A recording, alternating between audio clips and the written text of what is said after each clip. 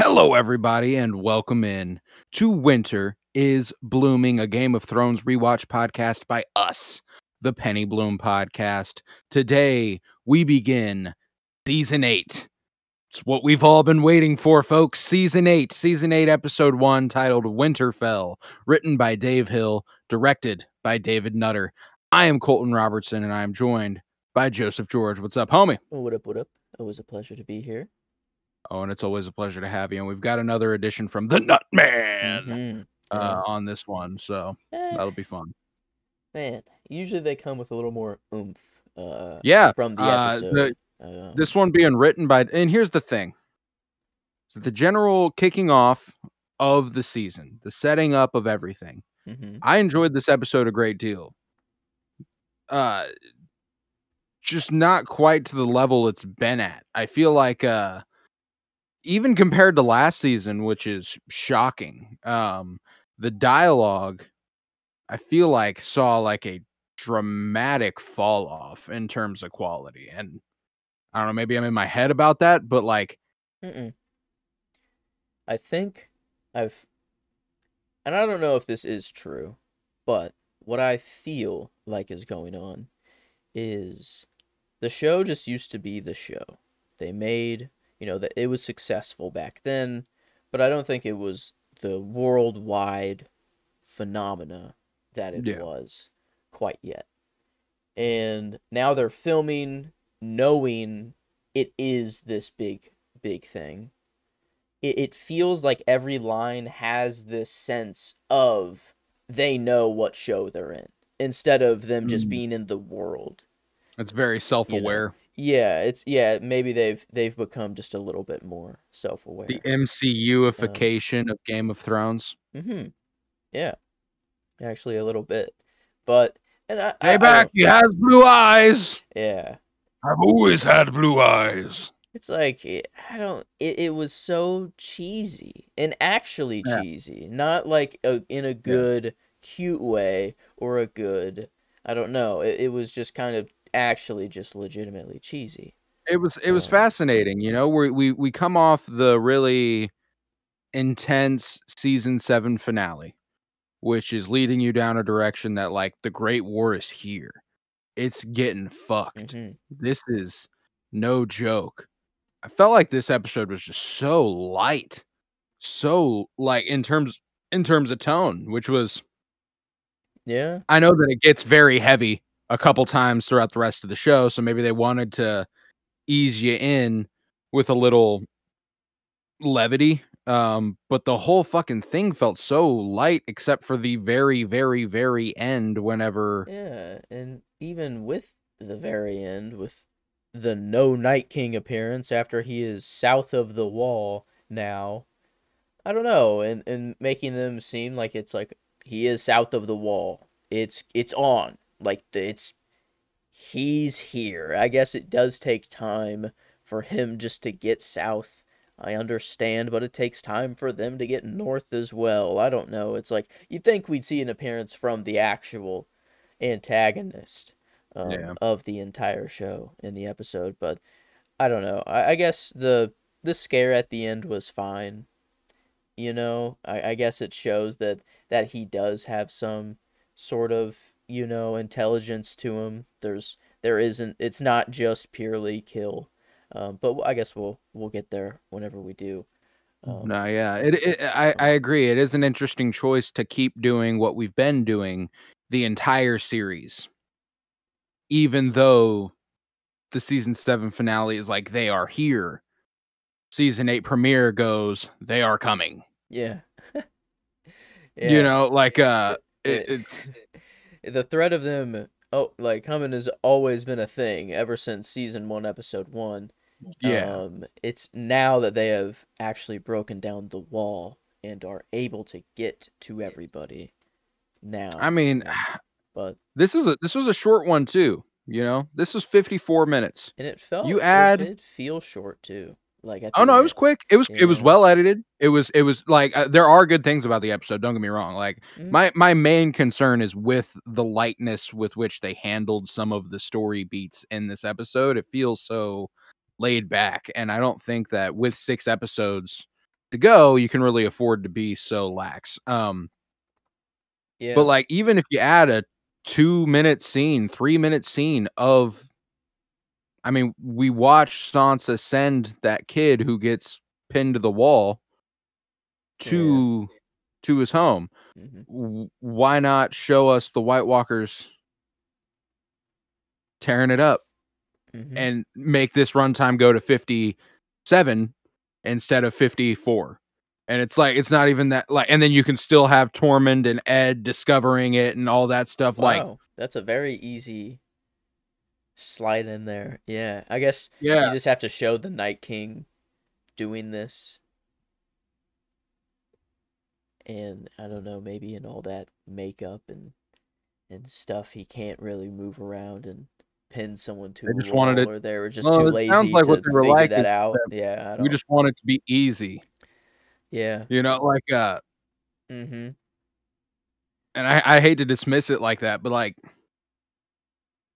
Because they're still we're doing incredible things. Like the production value is absolutely. still crazy. Like Drogon It and is. Viserion look incredible still. Like I mean, like the visual effects are great. The sets are still good, but it felt like they had a different sense The of show and I who don't the characters were and what yeah, they are aware of, and what was yeah. important to show, and what could be left off screen. Um, Yeah, no, it'll be an interesting one to talk about, so if you're ready, we can go ahead and take her on in at Winterfell, which is where the bulk of the episode takes place. mhm. Um, we will begin with I love that we open on a small child reminiscent of Bran Yeah. in the first episode of the show, Very running through and climbing around, and A lot of season one pull throughs, oh, or there season is one episode one pull throughs, even really like a King lot. and Queen arriving in Winterfell, and Mm-hmm. yeah, being greeted by the Starks line the remaining Starks lining up in the courtyard, and yeah, no, it's super satisfying, and, where's Arya? Arya in the first episode runs up and joins the ceremony late a little bit, like, she's there at the last second, so, like, it's cool. She's a grown woman now. She actually doesn't wanna be a part of this, so she won't be a part of it, so I dig that.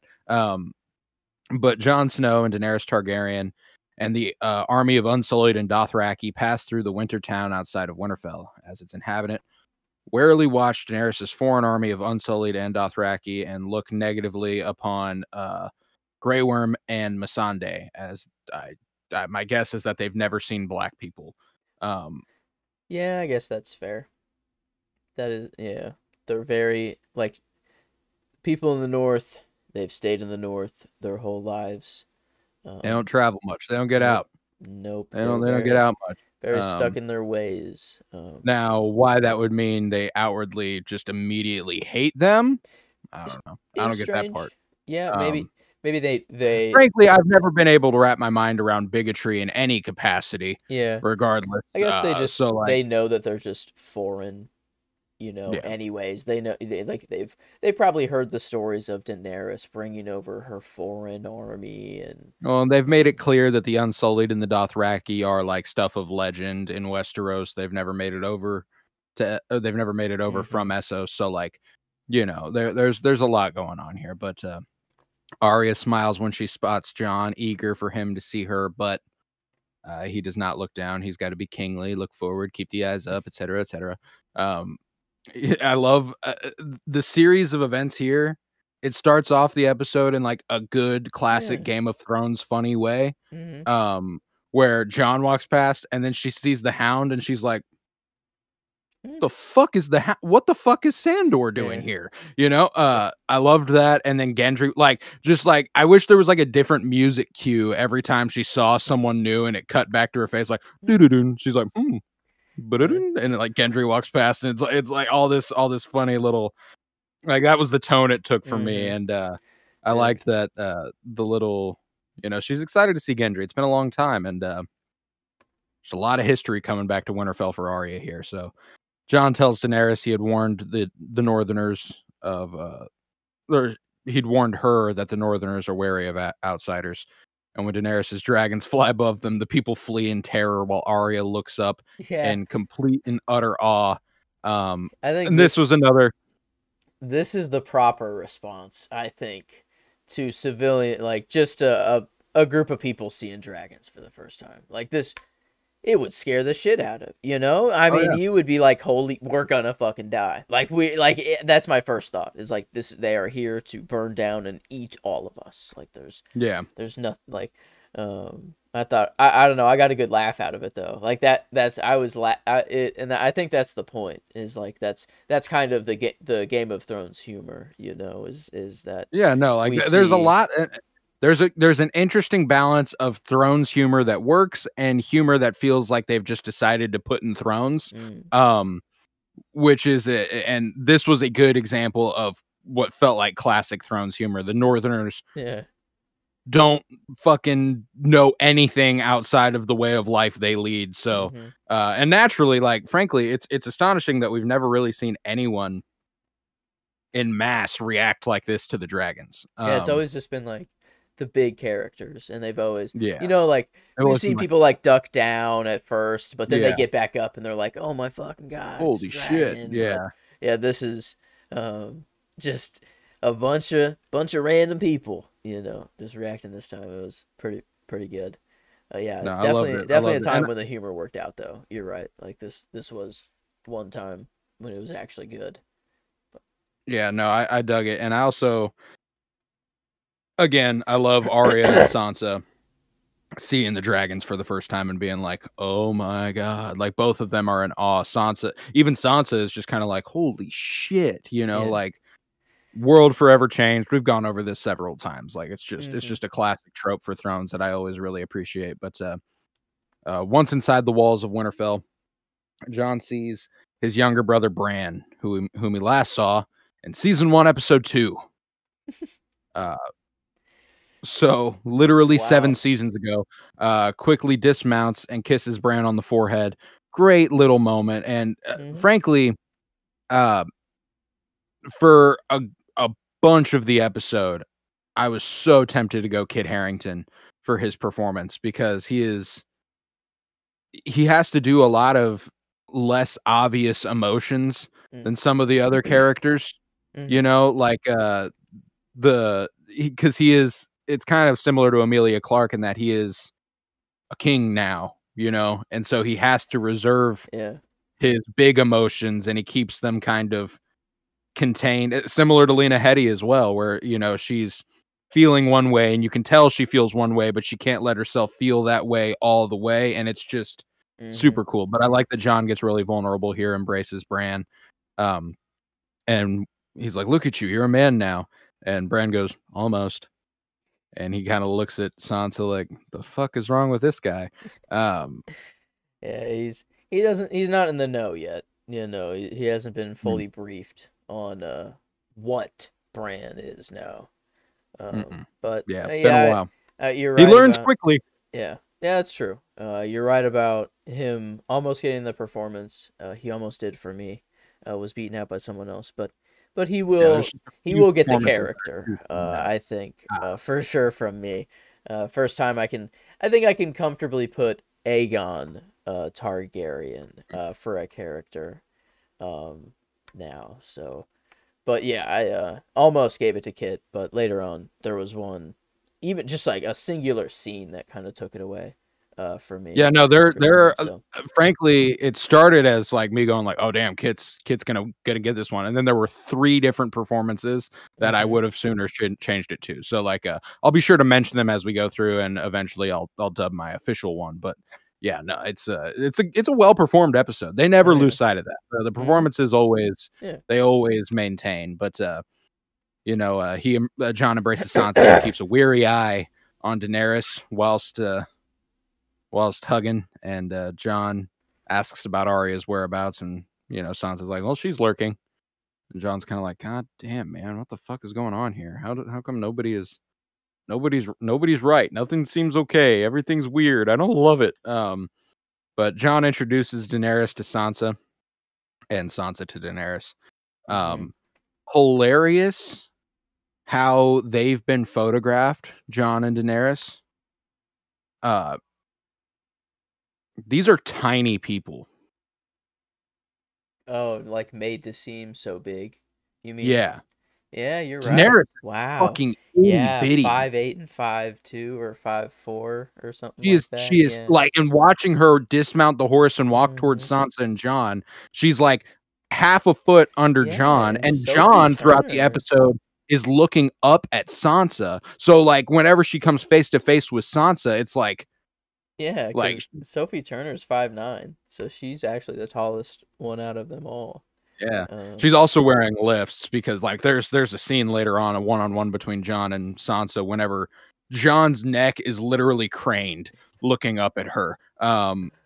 wow.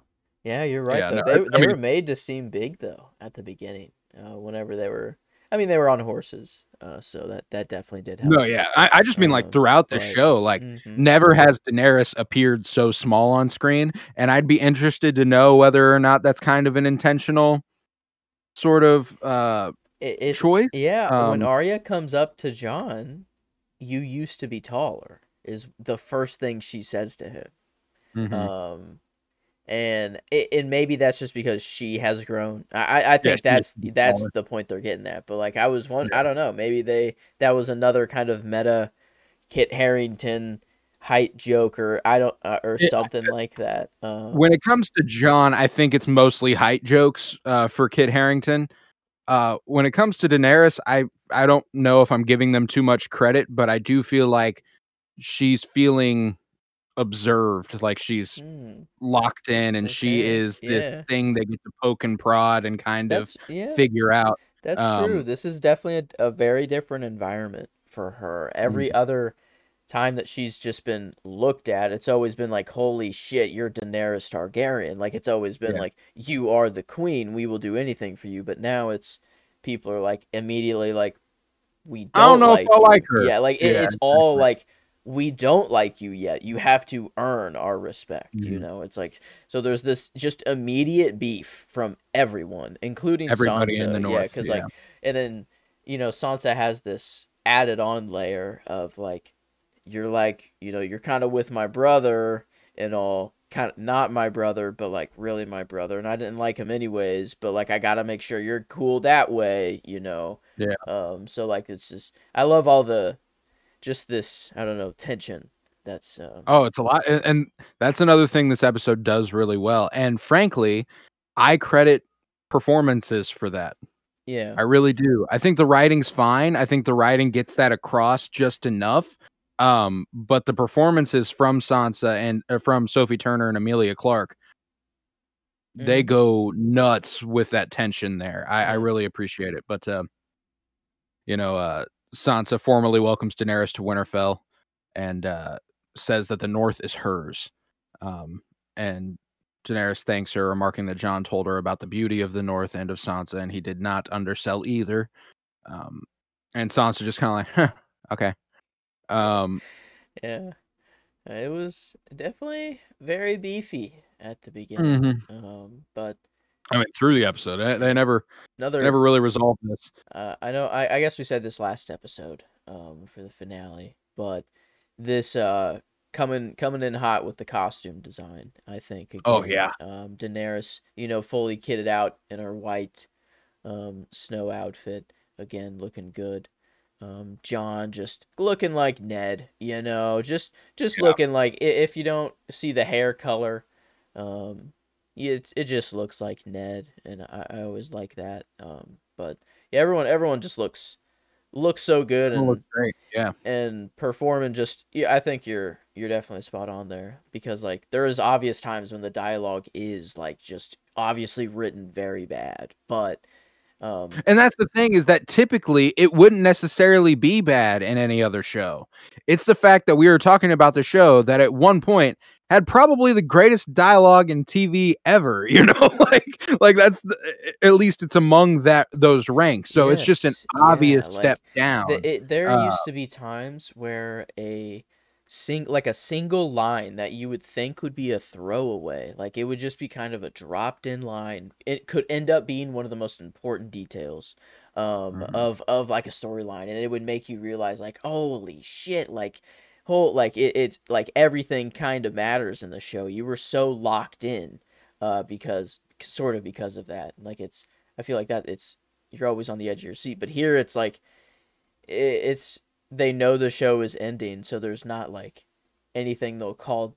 It's just one single season storylines they have to do now and wrap It's everything almost up. like every once in a But while they would deliver a line and then they'd go, it's like a like, sitcom. Yeah, it's like yeah, it's almost they would look at the yeah, camera and the Jim face, yeah, like like 100%. It's almost like a sitcom now. But not really. I don't. no, it's Not still even much better. Like close. it's But that's the um, thing that's so fucking funny about this episode specifically is that it kind of encapsulates perfectly a drop in quality for Thrones that would mhm. still be one of the better TV show episodes for most any other series. Yeah. I don't want to say that too heartily, but like when it comes to other HBO series, probably not. But like this is your average to above average Netflix series episode. Oh yeah, definitely. I'd say still above average. I would say so too. I Yeah. would say so too. On there, Um, but but so yeah, Sansa formally welcomes Daenerys once more, and Bran interrupts. There's no time for this. Uh, and they're all like, "What the fuck is wrong with this kid?" And he's like, "The Night King. He has your dragon. He's one of them now. They have breached the wall and are marching south." And John's kind of like, "How the fuck does this kid know it's like, that?" well, Um, goddamn, break the news a little bit softer. yeah, shit, Like bro. I just got home. I'm tired. do you think they realize that the Night King? Like, I don't think they realized the Night King had the dragon. You No, know, they definitely he didn't. They dropped definitely didn't. that detail in, just like, yeah, he has the dragon. He's his now. And He's one like of them now. it cuts to Daenerys, and she's like, oh, fuck. See, She's and like, that's a moment that should probably breathe a little bit. That in previous seasons would have well, breathed. I think that's just Um, Bran. Bran not letting it breathe because he doesn't know to let it breathe. So like it kind well, of and I don't, and works in maybe it that doesn't need to sense, breathe in but this moment. oh, I We see. see Daenerys a bunch more throughout this episode. Never once does she give any thought to the fact that Viserion is in the army of the dead now. Mm. Um, and I don't know what that would look like strictly. She's already mourned the Uh, loss of him, but like, I I misspoke don't know. earlier. But I meant Rhaegal earlier, I think, when I said mm, that Drogon and Viserion look good. I meant Rhaegal. I see. I see. But Rhaegal yeah, does look good. yes. We did not But see Viserion this no, episode. we didn't. No, we didn't. So But maybe that's why they didn't show the whites, is because they were like, then we'd have to animate a whole other dragon that and like. yeah. But they could have just like I don't yeah, think they need true. to. I don't think they need to though. Yeah, Like, but the castle wasn't damaged with like dragon fire, right? nope. We've seen on multiple, like at Hardhome, the Night King barely got involved. He just sat on a fucking hill, So like, why not? Like that's my thing. Is that like that's goofy as shit. Huh. But regardless, as John tries to organize the defense against the undead in the Great Hall, Lyanna Mormont voices her anger that many lords have shared with her toward John bending the knee to Daenerys, since they named John their king in the North. One of my favorite characters to watch react to anything that I never really gave a shit about before and didn't realize just how small of a part he plays is Jan Royce from The Vale. Yeah. Bro, you are not even a Northern Lord. What the fuck are you reacting like this for? Man, Like, that is true. He really is. I guess he was he he's real down with Sansa because of the stuff in the Vale, because she freed the Vale basically was from he Peter in Baelish. Winterfell in the early seasons though? No. Not at all. He was always in the Vale.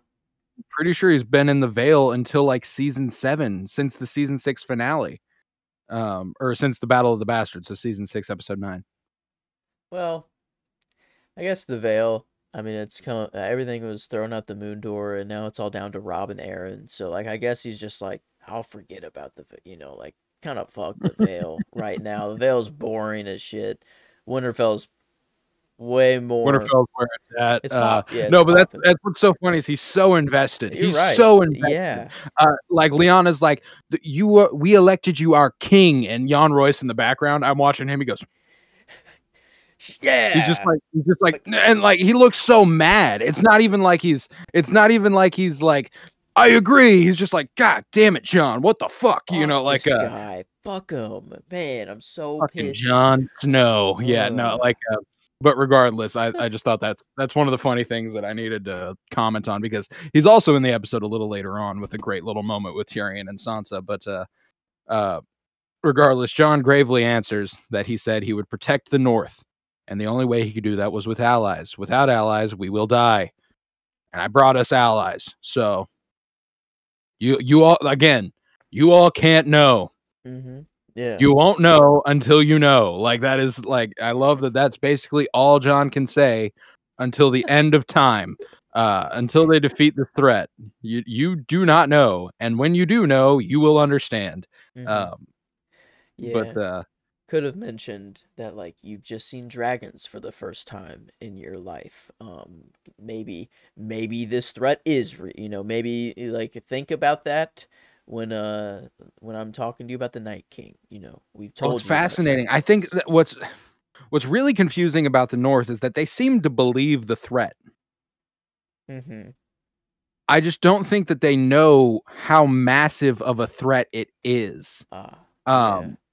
Yeah. Because like I guess they didn't know there was a hole in the wall. The wall being there is probably a lot of people being like, the wall's been there for thousands of years. Like, oh yeah, like we'll be fine. maybe Yeah. people are like, it's been there for so long. People have probably like it's the same story that we've heard over and over. Like, Right. I think they trust John, but they're like, the wall's still there. Like, what are they The gonna wall is do? up. The wall is the wall. We'll be fine If unless they learn to climb. Bran went around just being like, wah, wah, alert, wall is down, hole in the wall. I think people would be like, okay, it's fucking go time. Yeah. But Yeah, no, it's a bizarre situation in the North, but Tyrion, brave as ever, stands up to speak and address the crowd. He says, "If anybody lives through the war to come, we'll have Jon Snow to thank," which was close to being a line for me. I like that. that is good. Yeah. We'll have Jon Snow to thank. He brought with us 2 full-grown dragons, an army of unsullied and Dothraki, the greatest army in the world.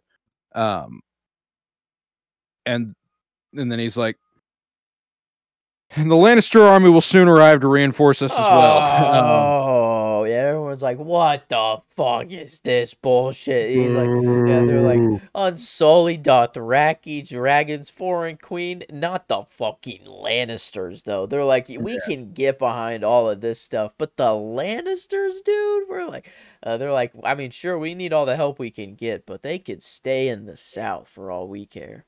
Exactly. And Tyrion's like, hey, we need people, bro. Like, I love that basically the entire time addressing the North is like, y'all are fucking stupid. Y'all don't get it. I think it's so fucking funny that's like all they can ever do until the war arrives. Yeah, because the entire lobby of the North, basically all of what they say boils down to, we named you King of the North, and we're in the North, and you should stay in the North. So in the North, we don't bow to no Southern king or Southern queen. Yeah, it's like that's like what everything boils down to, and then it just the higher lords at the North are actually the ones just having the conversations that matter, which like it kind of does just make it seem that everyone in the North is really stupid. And I don't know if that's what they're going for, but like no, and that's the thing is that I think they make it clear that what they're trying to portray them as is stubborn. Okay, that's they're trying to portray like they say that a couple times throughout the episode. Yeah. But that's the thing though, is that it doesn't just come off as stubborn. It does come off as stupid because when we have a threat, again, when we're reiterating this point over and over and over and over that y'all won't get it until you see it, maybe y'all just go ahead and go, you know what? the fact that they elected this man king in the North and have like zero fucking trust in his judgment. Like, what the fuck did y'all name him king for then? If you didn't trust what he was gonna say. And they want him to be king so bad still. They're like, we named you Yeah. king of the North. What the fuck, dude? And then they don't listen to him whenever he's like, there's an immediate threat inbound right now. They're like, not a big deal. Lannister army, that's the threat. The Night King and all that, that's not the big deal. We just need you to be king of the North, John. We just need you to stay in Winterfell so that you can rule. That's all we care about. Yeah, and I don't know. I think Sansa brings up like the most valid point the entire time is like, how am I gonna feed everyone here in the middle of the winter whenever crops aren't growing anymore? Sorry, Yeah. my dog burped in my face and it smelled fucking awful. Oh god. Dog. Oh god damn, dude. Okay. No, she does bring up a great point. Yeah. That is the concern, you know? If how am I expected to feed the greatest army the North has ever seen? Or the greatest army the world has ever seen? Yeah, How and the Lannister. I made sure our stores were good for us. I didn't account for Dothraki, Unsullied, or 2 fully grown dragons. What do dragons eat anyway? That kind of cheesy, but this one worked, I think, actually. Like this was cheesy that worked. Daenerys, and maybe that was through Emilia Clarke's performance of it. Her delivery was really good. Whatever they want. Yeah, and you know, more beef between Sansa and Daenerys here because of this. I think, you know, that they're driving the wedge in between them. It's kind of clear.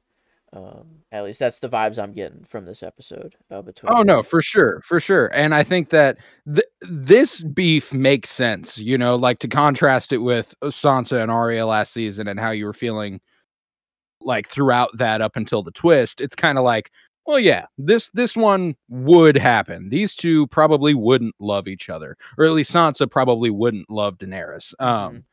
Yeah, and so like that makes sense, and Daenerys can feel that, and obviously when she feels that, she's gonna fire back. She's gonna, and I love Jon being in the middle, like, fuck, yeah, like damn, this is not even a man. One is not actually even my sister, and the other is my aunt, and I don't know that yet. And I'm in the middle of this weird family drama. Yeah, it's just a bad situation for Jon. No, it's a shit show right now. But later on, we get my favorite scene of the episode when Jon visits Winterfell's Godswood, and while standing in front of the Heart Tree, Arya manages to sneak up on him, startling Jon, and he wonders how she snuck up on him.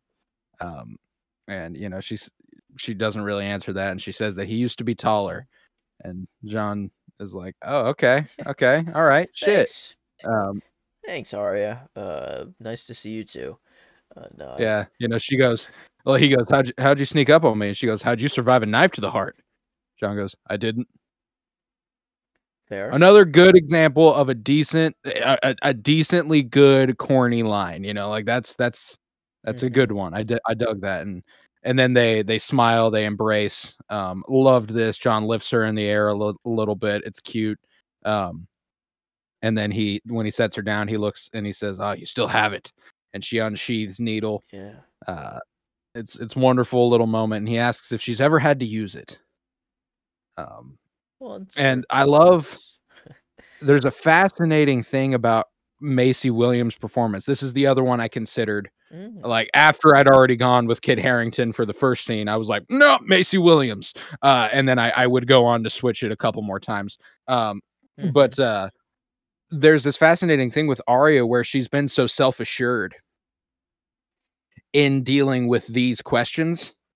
You know, like whenever Sansa's like, what do you mean by that? And she's just kind of like, she does that little like devious grin where she's like, "Oh, you don't want to know about that." Yeah. Only if you knew what I was up to. Yeah, but now it's she almost like, seems like I don't want. She almost seems sad that Jon.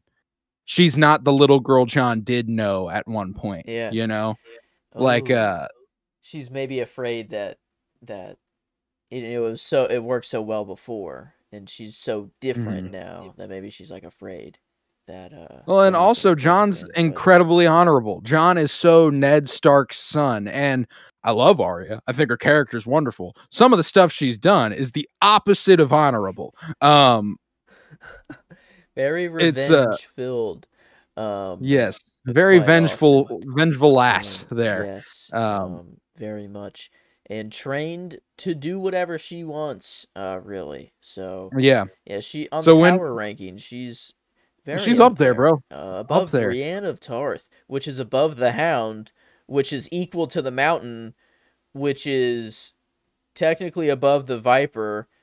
Yeah, I don't know. I was gonna yeah. try to keep We could going, keep going down but the line, but yeah, no, she's up there. She's up there to say the least. But when he asks if she's had to use it, she answers once or twice. And after a silence, she looks down at Longclaw like, "You gonna show off for me too?" And hey, pulls that out one looks Longclaw. way cooler. Yeah, he's like, Yeah, all right, shing. Yeah, this, you this, jealous? yeah. I loved that shit. Mm-hmm. And Arya smiling, and Marley says no, but she's like, "Yeah, it's beautiful, but it's far too heavy for me."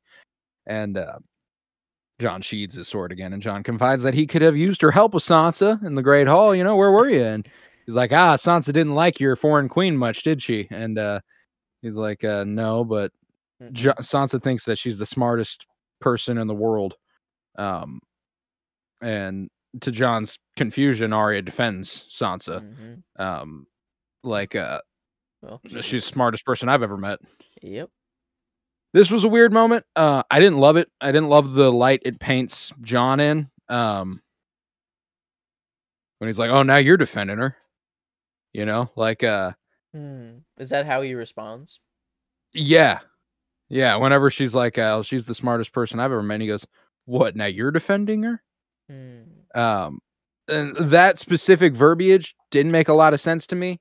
Um, I know that he's got like his new girlfriend and he's real protective of her and he wants everyone to like her and stuff. But like,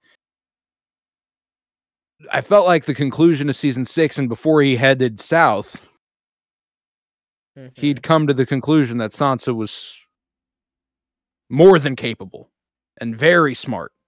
And Yeah. like, Yeah, that I is don't know, very it just strange. felt weird. It just felt Yeah. weird. I guess it's working for Arya, but it is not working for Jon here. Um, like Arya, I kind of like that she's like reserved and she doesn't want like to kind of let Jon know every detail of everything. But yeah, as far as Jon's character goes here, it kind of does fall flat a little bit, or not in his character to really respond that way. Yeah, Um, no, it was just odd, and I'm gonna blame it on the fact that he's trying to. There are new circumstances, he has introduced a new woman mm-hmm. into his life who he right now values every bit as much as anybody else, Yeah. if not more than. Is So that the like, only beef between Sansa and Jon? Is just Daenerys, entering and him having to deal with all that, or mhm. is there something else I there? think it's Like, creating a new tension more than anything. But I do think that ultimately, uh, and it's just a tone thing. I don't think that the oh now you're defending her. Like this is the one where I don't know if it's Kit Harington's performance or the direction he was given by David Nutter, but he says it with a little too much animosity for me. I If he'd have think said it with a little bit I did kind more of of a get jest. a vibe of like Jon not being okay with um her leading or like doing certain things. Like I remember Mhm, him walking into, I don't know exactly what room Sansa was in, but she was reading a Raven scroll, and Jon at first kind of, he paused and he's like, that's meant for me, but you read it, whatever. There was kind of like and he didn't really harp on it for too long and he didn't say no. anything, but like, Well, and there's that moment at the beginning whenever Lyanna stands up and speaks and the Northern Lords support her, and they're like, mm, we elected you the king in the North," and he looks at Sansa and Sansa looks at him, and they just kinda share a glance in that moment that's kind of like, Sansa almost being like, yeah. fucking told you, Yeah. like this was what was going to happen. So like Okay. ultimately, like the thing that I don't love about it is that Jon should know how smart Sansa is at this point. Yeah. Like Sansa did save his ass, saved his life, won the North, maintained the North while he was gone. So I don't think it's particularly out of the question that he would react like this because of Daenerys and the reception of Daenerys by Sansa. Mm-hmm. But I also don't think that's enough for Jon to be like, fucking my sister. Like, I can't, like, ugh. Ooh. Does Jon know that they killed Littlefinger? Because maybe I can see Jon having trouble with that, being like, "Oh, there was no, trial. You slit his throat, not a beheading. I don't know. Maybe there's something wrong he has there." And I don't think he does. I don't think he does because I think he would have known Arya was the headsman. Like, you would have known that Arya is more than capable of using the needle. Okay, that's true. That would have been interesting. Does he ever learn that? I don't think so. I don't think so. That's kind of a missed opportunity there. But kind of a funny thought that entered my mind from that is maybe that's why Royce is so invested in the North, is because they got rid of Littlefinger and he's like, fuck yeah, like the Vale is no, yeah, like I do think that that's why he is invested in Sansa. Mm-hmm. I don't know that that's why he's like invested in like the King of the North. Yeah, the King in the North and all that stuff. Like you have a really strong ally in the Lady in the North, regardless of if she's the Queen in the North or not. So like that's why I'm like I don't fucking know. But anywho, he's like, oh, so you're defending her, and she states Sansa's the smartest person she knows and is defending her family. And Jon says, I know that, so am I. I'm your family too. And Arya hugs him and tells him not to forget that. Yeah. Don't forget that little detail, Jon, please.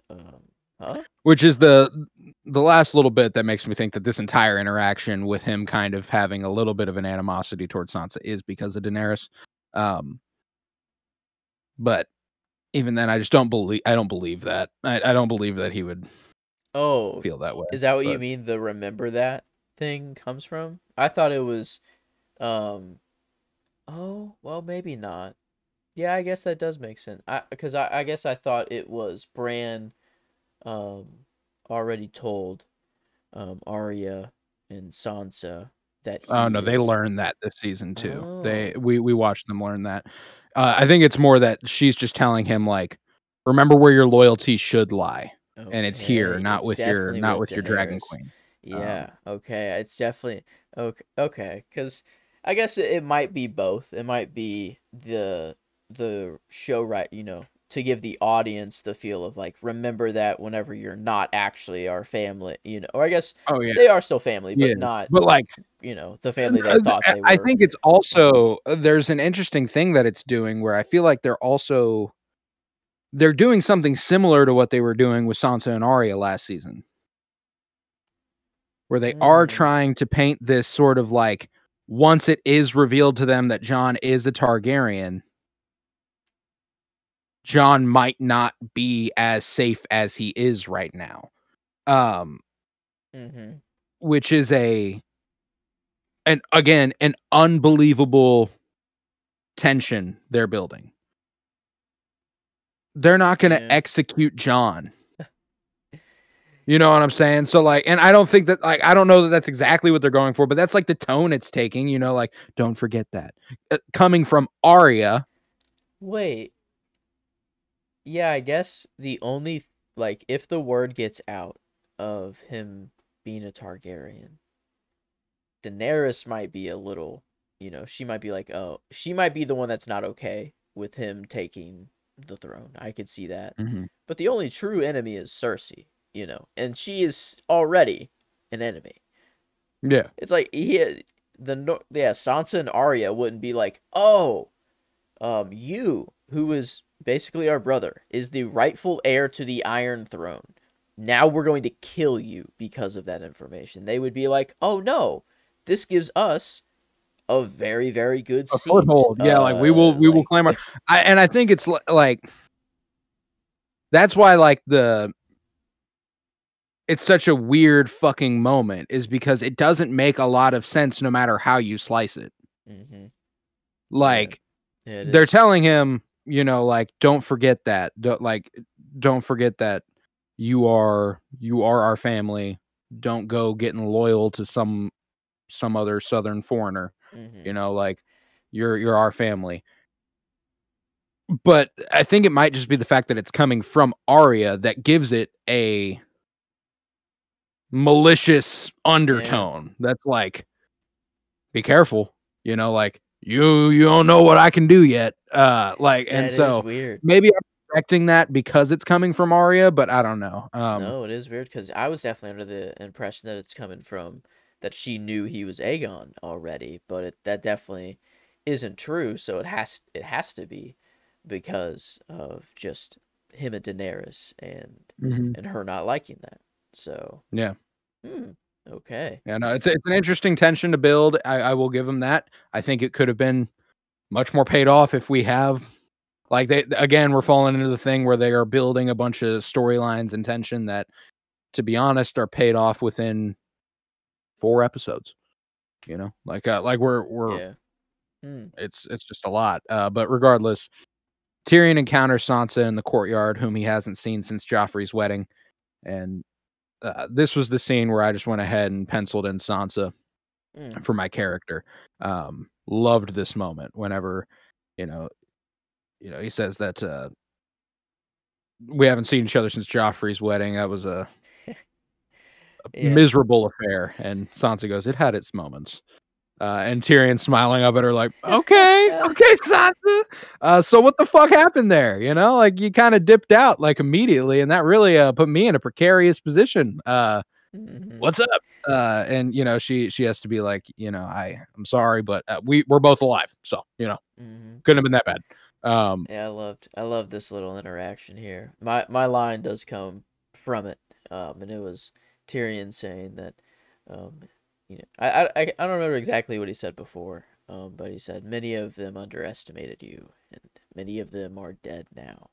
mm, Kind of, he's just, I guess technically they are still married, as yeah, of in a as of legal right now, sense. which Yeah. is pretty funny, but it's just kind of like this proud, he's very like proud Oh, of she's growing of into a who she's strong, become. powerful Yeah, woman, so and it was really the next line that really, like the next little bit of the interaction that really certified her as my character, which is when she goes, "So Cersei told you the Lannister army's coming north," and he goes, "Yes, she did," and she goes, "And you believe that?"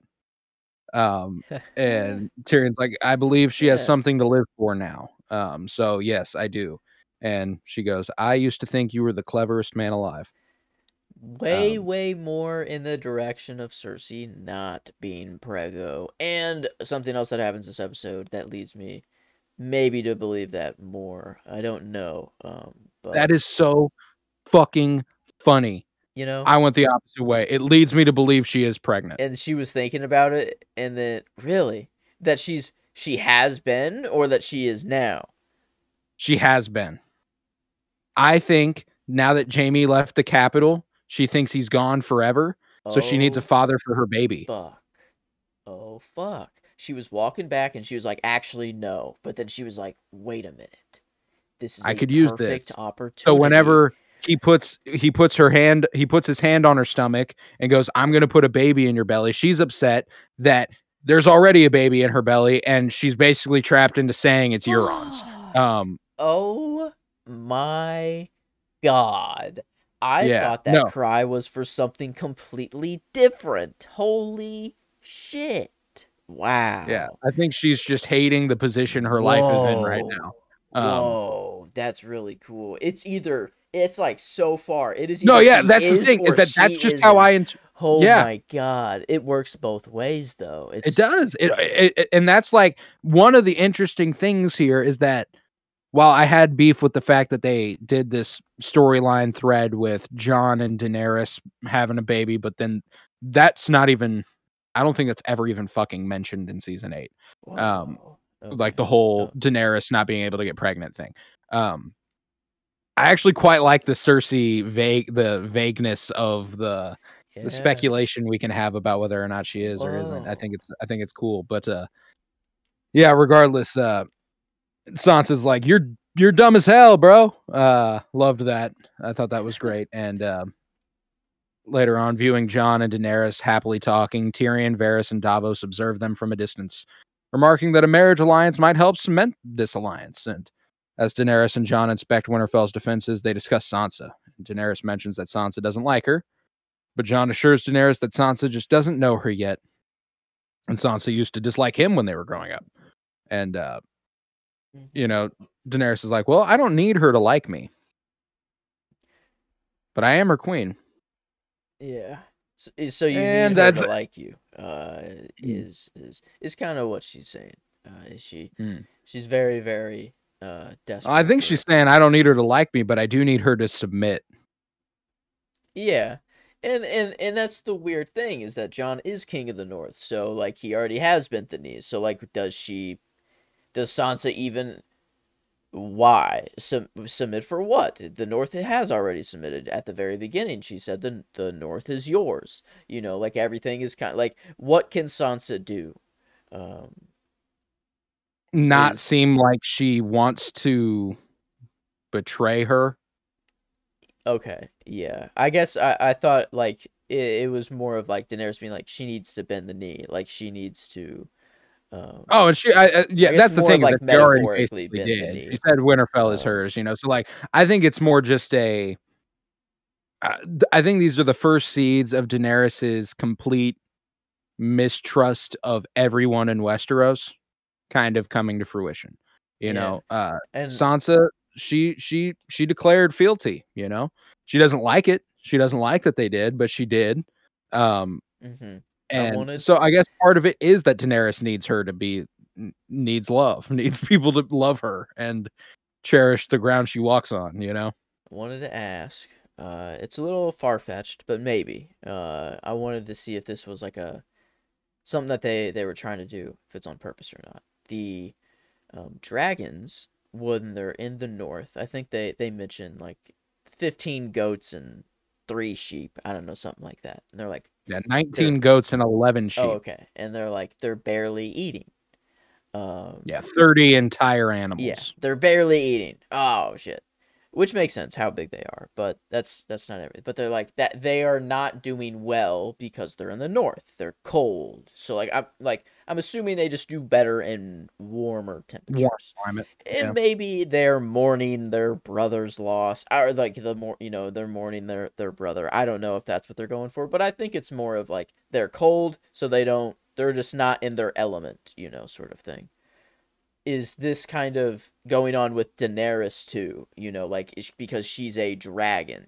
She is cold. Mm. She is not in her element anymore. She is like she just is. It's not that she's not eating well, but she's just Yeah, not at her kind of yeah. full thing either. Because in like whenever they're in King's Landing, like she's still holding her own pretty well. Like it's Mhm. warmer down there. I didn't know if like um well, no, I guess they are back down in King's Landing again, and she is not herself down there. But it is winter now. It's snowing more. I don't It's know. a result of what happens here that she's like that. Yeah, So, I like, guess true. um, But um I think that's in a more metaphorical sense what's going on. I think it's mhm. more Westeros at large, you know? Oh, Uh, she coulda okay. lived a long, happy life ruling in Essos, and she could have been Yeah. contented to do that.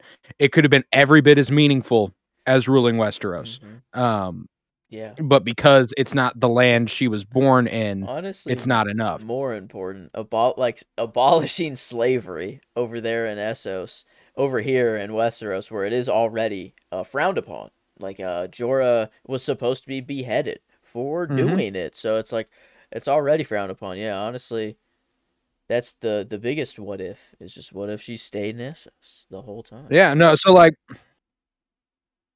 it is interesting. I just think that at large, Mm. Westeros isn't what she thought it would be. It's not giving her what she wanted Yeah, it's it not to give something that her. needs Uh, like clear fixing. Like mm, every other time she's encountered any city, it's like, "Oh, you guys are clearly the bad guys." Like now it's yeah, just you're the it's bad not guy so because simple. your last name is not mine. Like Mhm. that's Yeah, the only it's reason not so now. simple as So, it was in Essos, and mhm. when she does everything she can to try and win in the just way, Mhm. she goes, "Never mind, fuck it." Yeah. The only little detail there is that she wins in the just way, and then she does it anyway, so we'll forget about that for now. Um, And like we're but, actually getting so close to that now, and it's like it's yeah. becoming more and more of a reality, but I'll still Well, and wait. it's specifically interesting because I felt like for seasons, I kept going like, "Ah, yeah, yeah, no, for sure, for Mhm. sure." Yeah, like, And, it makes sense season now. 7 Like, it makes sense. Like, they've been yeah. building up the whole time. But now, no, it has flipped. It has flipped back to be like, it's still kind of. I mean, the logic follows, I guess, No, somewhat. it's unquestion and, But like, like, it's it's unquestionably quick given where she's at right now, mentally, um, which makes me think that, going back to what happens at the end of season 7, damn. maybe we could have benefited from a little bit more of her advisors and her friends and stuff kind of Is it getting chipped away. is it really just because it's her first breakup ever? Like No. every man has wanted Daenerys like no No, other. not even close. Jorah dies, Missandei dies, Tyrion betrays her, Varys No, betrays yeah, her. yes. Um, She's dealt with loss, and I understand a lot of loss there, but she's never been broken. Like, like she's always I don't know. Like I'd say she's she dealt with was. loss, but has she? Barristan Selmy died. Oh, okay, yeah, I guess, and definitely like so many people so close to her dying that quickly is definitely Like, it really all another happens thing. really fast, Yeah, like, it's I was just uh, yeah no definitely not. Um, I thought it would just be kind of funny if it that's was that's definitely a um part of it, is that Jon is not reciprocating the love that she's feeling. because she's Um definitely taken over by John. Like she is like, at first she didn't want to admit it. She went through like every stage of like Mhm. of the classic like falling in love with someone, and then very clearly John is not going to be about it here soon. And Yeah. I didn't know how much that really factored into it. Oh, it's certainly a Uh, part of it. I think that it's it's kind I of just forgot how everything many people stacking died up on though. top of each other. Yeah, Jorah and Missandei dying, those are her 2 best friends. Yeah, like Um, everything from and they her die Essos is within, like, a gone. week Like, of each other. dang. Um, Yeah. and then right before Missandei dies, Tyrion goes I'm pretty sure Jaime gets captured at some point, and Tyrion frees him. Um, so, like, she feels a betrayal Mm, there. Varys conspires to get Jon wow. Yeah. on the throne, and Jon is not feeling Daenerys, so she feels like he's a part of the conspiracy with Varys, and, so, like, Dang. it's just Yeah, it's just she can't trust anybody, she knives doesn't coming from feel every loved, she doesn't direction. yeah, Yeah, exactly, okay. exactly, so again, I get it. It is just all that all happens episodes 3 and 4, and episode 3 is the Battle of Winterfell, so Yeah. a lot of it is episode 4, um Yeah. So it is fast. At least and oh, it yeah, has to extremely. be. If she's going to break like that, it has to be Oh, fast. yeah, You if she's have gonna said break that. suddenly Um, and on a whim, it all just has to kind of pile up out of nowhere. It mhm. does. So, like, it'll be more interesting here in a couple episodes to see. Because I mean, oh, and shit, Rhaegal dies. Rhaegal dies in episode 4 too. Um, Oh fuck. yeah, Okay. yeah, another dragon Yeah. dies. So, like, Yeah. there's a lot. There is so much that happens. But yeah, regardless, they arrive at the dragons here, um, and Daenerys mounts the back of Drogon, but then on a whim asks Jon if he'd, go ahead, hop on. And Jon's like, I don't know how to ride a dragon. And she goes, well, no one does until they ride a dragon. Valid point, Daenerys. That's fair. That is fair. Granted, she got in on, these times at a much smaller Drogon. Yeah. Kind of got the training wheels. Jon thrown into the, kind of the full-grown Rhaegal. Yeah, like the Ferrari, kind of like right away. Only horses, he says like horses are ruined for him now. It's like giving someone a Ferrari in medieval times. But no, this ended up being my favorite scene. And it does feel weird. There is that weird aunt, just kind of thing hovering over the date, feeling weird. But this is, it's kind of like their first date. No, it's cute. It's fun. And like the right it. Before, like them talk, like going or like, I think that's when they mentioned like the dragons aren't eating. It's like, oh, let's go figure it out. Let's go check in on on our family. Yeah, it is weird now saying it out loud, but I thought it was Rhaegal is very. It's interesting that Daenerys. Obviously, she wouldn't know this strictly. We would know it. That dragons don't take kindly to people who aren't Targaryens riding them. So, like, the dragon even like invites him on. Yeah, it's not like he immediately. There's no process that he has to like kind of win the dragon over. It's just, come on, Aegon, come on, blood. The blood of my blood. They go on their little magic carpet ride here. I mean, would be incredibly fun. But very, very nice that Jon, riding on his dad's dragon, or named after his father. Yeah. Very cute. Very cute. But weird at this, now that I am saying it out loud, it does feel very much more weird. No, I mean, the thing is that in the scope of this show and the scope of House of the Dragon, man, this one's the most tame. This is the most acceptable incestuous relationship. They don't know, and I think that's the biggest part. They have no idea. Jaime and Cersei know they're twins. Yeah. Daemon and Rhaenyra. Daemon watched her grow up. That's even worse. I don't know. Like honestly, I don't know which one's worse. Those are both terrible. They both suck. But yeah. They're okay. Jon and Daenerys, it's like, it's still weird. And Jon does the right thing. He's like, now that I know, yep, that's like, it. Sorry. So, he didn't know. So it's like, can you really blame him? That's an ancestral cock block right there. Ancestral cock block right there. Yeah. Nice. Oof. But they go on their magic carpet ride and land near a waterfall and share an intimate moment, which is shrouded by one of those moments that I think is not incredible Thrones comedy. Yeah. Like, for one, she's a dragon and she's always warm. I don't think she literally. Well, no, that's Melisandre. Never mind. I think I got that mixed.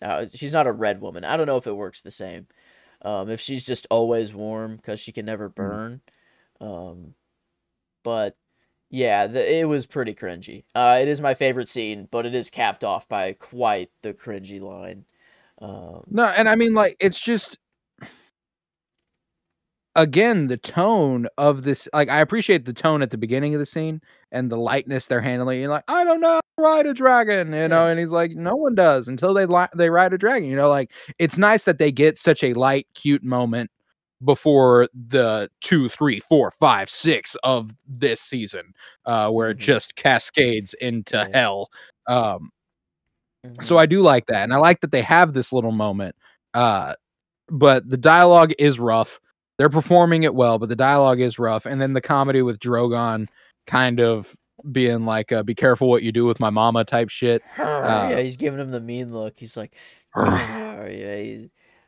Jon kissing Daenerys and like looking up at him like, It's like, Like, and she's like, "Don't be afraid," and then going back, and then John's just like, I mean, like I'm still gonna be afraid, for sure. mhm. There is, um, and I guess Rhaegal's cool. Rhaegal's cool with it. It's just Rhaegal's Drogon, blowing.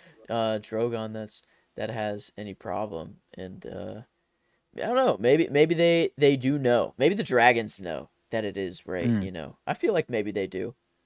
Maybe Um, they do. Yeah, I think Rhaegal probably does. He's bonded with Jon explicitly, you know? Like, maybe that's why. Maybe that's why he's down. But regardless, Arya then visits the castle forge where Gendry has finished making a new dragonglass axe for Sandor.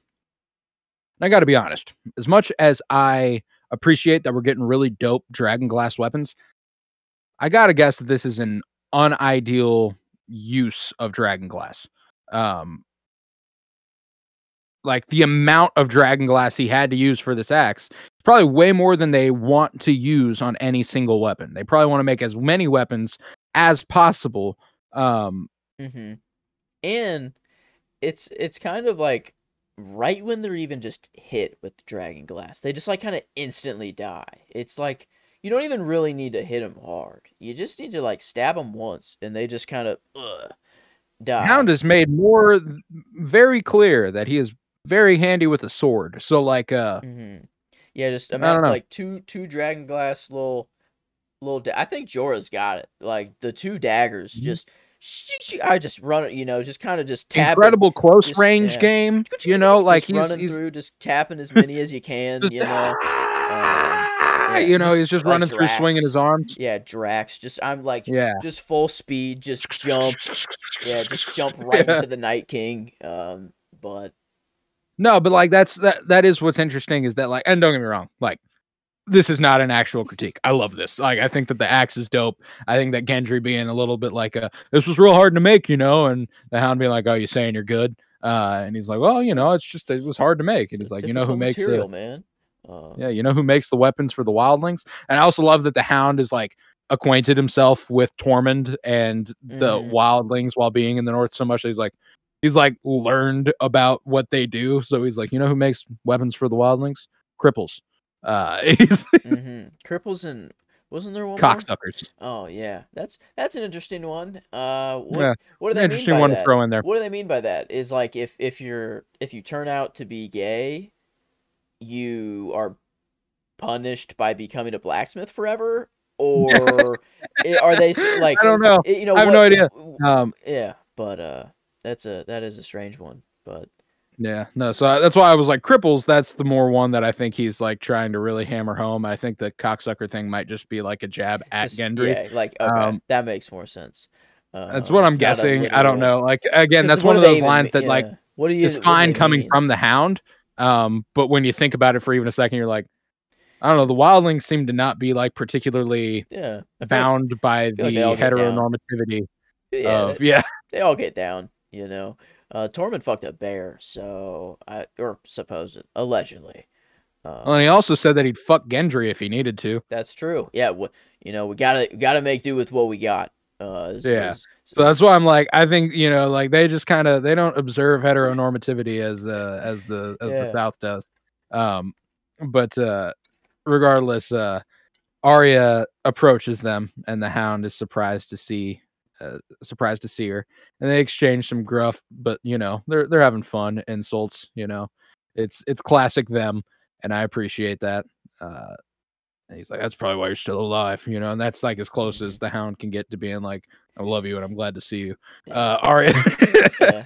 It's Arya then speaks with Gendry there.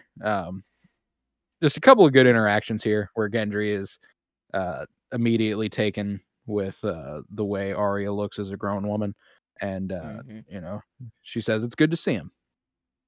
And she gives him a design for a specific weapon she wants done.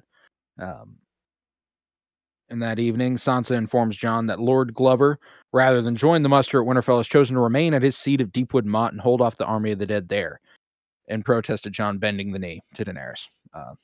Good luck. You're gonna die. yeah. Um, Great decision. On your end, bud. I guess you just wanted to die in your home.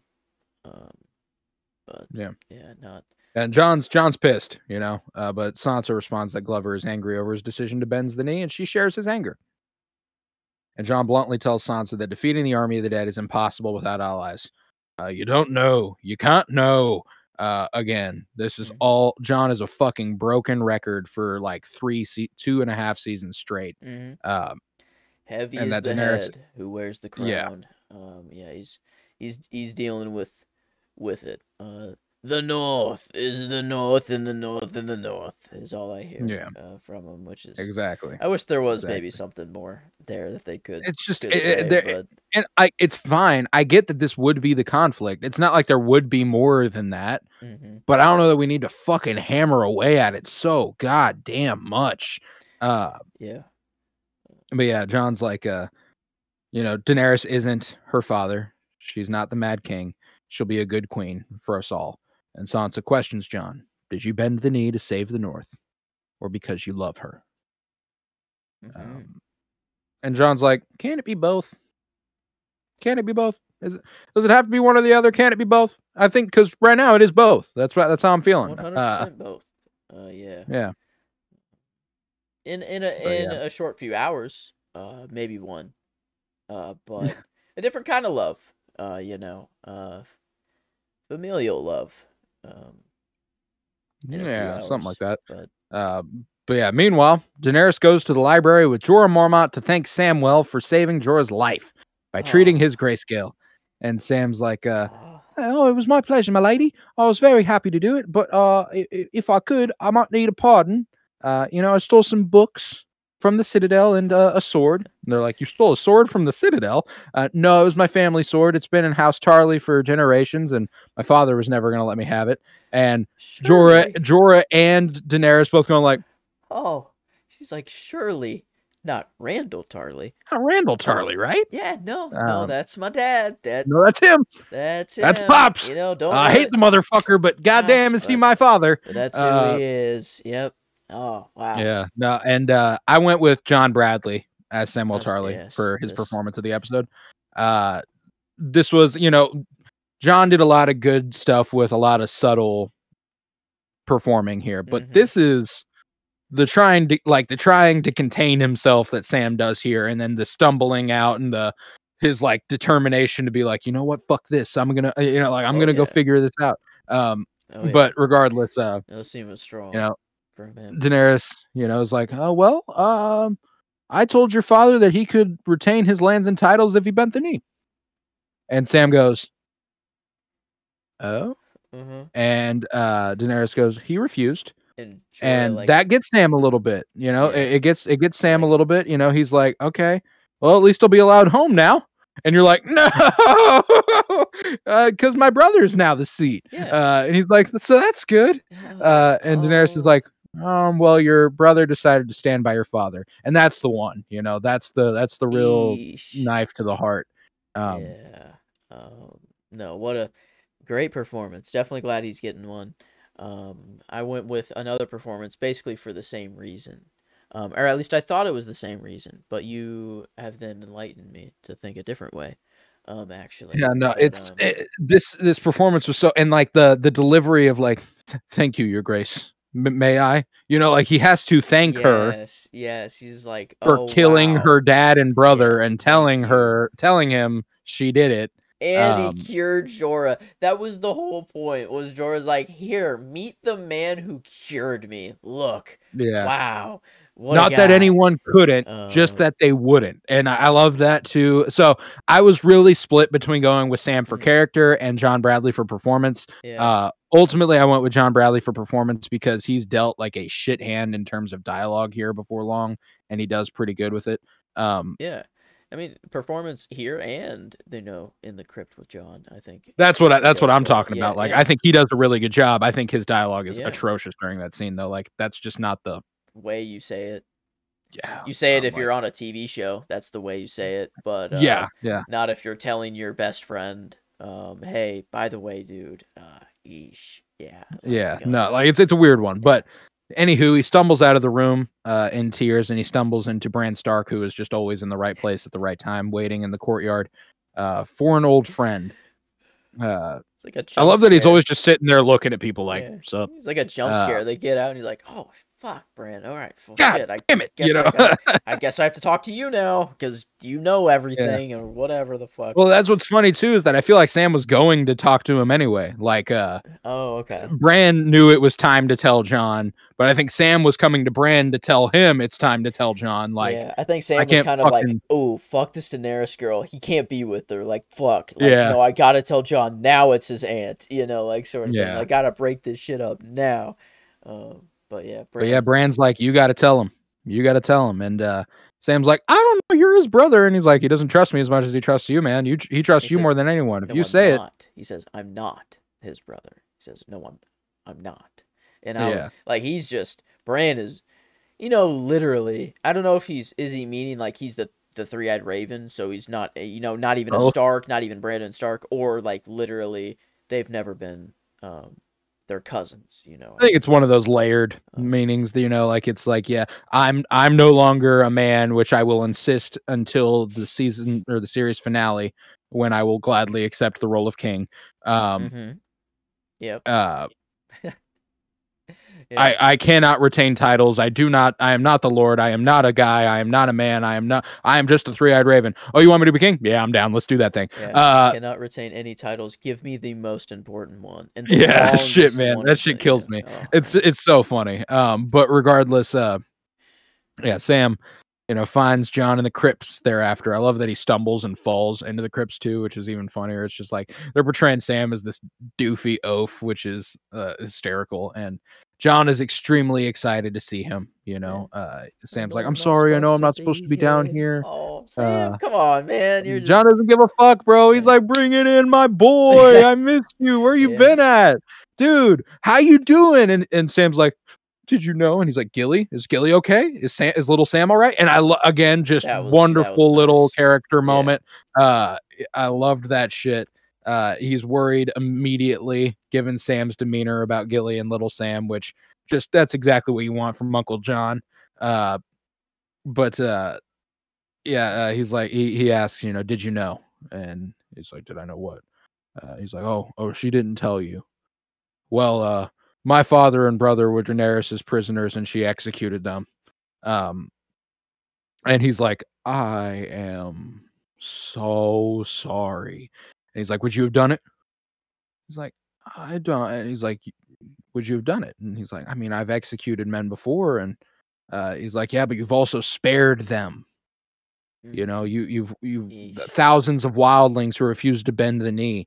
And Jon responds, but I wasn't a king then. And Sam insists, yes, you were. You always have been. Uh, and Yeah. Jon is, Huh? Like with. Okay, a weird way to put it, but because in John's head, it's like you're okay, like metaphorically, I've always been a king, yeah, but like, no, like, Jon's like, bro, the he's dick like, riding is crazy it's right like, now. like, Like, he's okay, sure, like, I appreciate that sentiment, but like, quite literally, no. yeah, it's like I've never been a king until I came to the north. Actually, that's Yeah, really weird you say that, Sam. But keep no, going, but I guess. I'll listen a little bit. I'm intrigued now. yeah, Yeah, very weird way to put it. That's for sure.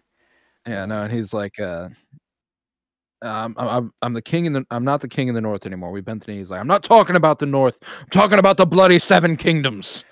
oh wait, he just gave the north to. Oh, it's just Daenerys. It's Daenerys. Yeah, Oh, it's just straight up Daenerys. Okay. Daenerys is the queen now. There is no king in the north at present. Okay, this makes okay. I see. Okay. Yeah. Because he bent the knee. Mm-hmm. Duh. But Hello. he's like, I'm not talking about the north. I'm talking about the king of the bloody seven kingdoms. And Jon like kind of turns around and is like, no, what the fuck are you talking about, bro? Mm. And Yeah, like at this, what? Um, Sam reveals, your mom. your mother was Lyanna Stark, and your father was Rhaegar Targaryen, and they were wed, and you are Aegon Targaryen, sixth of his name, protector of the realm, all that. Fucking hate that line. Mm. Can't stand it.